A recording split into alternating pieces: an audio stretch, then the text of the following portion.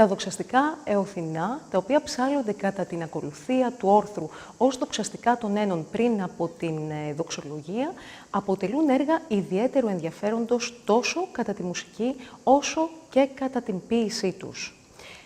Το επίθετο εωθινός σημαίνει πρωινός. Βέβαια, στην βυζαντινή υμνογραφία μας, η λέξη εωθινό χρησιμοποιείται ως ουσιαστικοποιημένο επίθετο, χάριν συντομίας. Δεν αναφέρουμε την ολοκληρωμένη ονομασία που είναι εωθινά δοξαστικά, αλλά σκέτο εωθινά. Η λέξη συνδέεται επίσης με το επίθετο εώος, που σημαίνει επίσης πρωινός.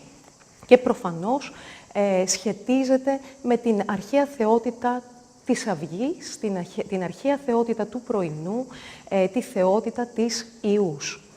Η θεά Ιώ ή θεά Ιός με ήτα ωμέγα, με εναλλακτικά ονόματα Έος ή Άβος, από όπου προήλθε και η αυγή, σύμφωνα με τη μυθολογία είναι η αδελφή του ήλιου, η αντίστοιχη αουρόρα των Ρωμαίων, προσωποποίηση των πρώτων πρωινών ωρών. Τα 11 λοιπόν δοξαστικά εωθινά, τα οποία αναφέρονται θεματολογικά στην Ανάσταση του Χριστού και τα οποία συσχετίζονται επίσης θεματολογικά με τα εωθινά Ευαγγέλια, ανήκουν σε μια ευρύτερη κατηγορία τροπαρίων που τα ονομάζουμε ιδιόμελα. Τα ιδιόμελα είναι τροπάρια, τα οποία έχουν ένα ιδιαίτερο μέλος, ένα δικό τους ξεχωριστό μέλος, μια δική τους ξεχωριστή μελωδία. Υπάρχουν πάρα πολλές εκδοχές επίσης για το λόγο που έλαβαν αυτά τα τροπάρια αυτήν την ονομασία, εωθινά. Μία εκδοχή αιτιολογεί την ονομασία τους βάσει της θέσης που κατέχουν στην πρωινή ακολουθία, στην ακολουθία του όρθρου. Μία άλλη εκδοχή συνδέεται με το γεγονός ότι ο κεντρικός πυρήνας τους αναφέρεται στην Ανάσταση, που ως γνωστόν γνωστοποιήθηκε στις μαθήτριες και τους μαθητές του Χριστού κατά τις πρώτες πρωινές ώρες της Κυριακής. Υμνογράφος και πρώτος μελωδός των 11 εωθινών θεωρείται ένας βυζαντινός αυτοκράτορας. Πρόκειται για τον Λέοντα Έκτο, το Σοφό, μια πολύ ιδιαίτερη προσωπικότητα του 10ου αιώνα, με πολυτάραχη θα λέγαμε ζωή, ο οποίος ονομάστηκε σοφός λόγω της ευρύτατης μόρφωσής του, αλλά και του πολύ πλούσιου συγγραφικού του έργου. Να πούμε επίσης ότι την προσωνυμία σοφός την έλαβε ήδη κατά τα χρόνια της βασιλείας του και όχι αργότερα.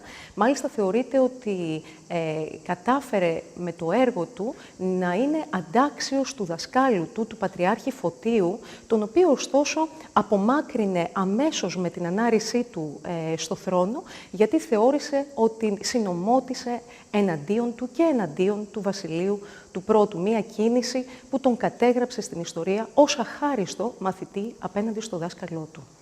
Το όνομα πραγματικά του αυτοκράτορα Λέοντα του Έκτου έχει συνδεθεί με μία ιδιαίτερα αξιόλογη υμνογραφική παράδοση, η οποία περιέχει πλήθος ιδιόμελων, εκ των οποίων ασφαλώς τα πιο χαρακτηριστικά και τα πιο αποκαλυπτικά, θα λέγαμε, του υμνογραφικού ταλέντου του Λέοντα του Έκτου είναι τα 11 αναστάσιμα εωθινά δοξαστικά.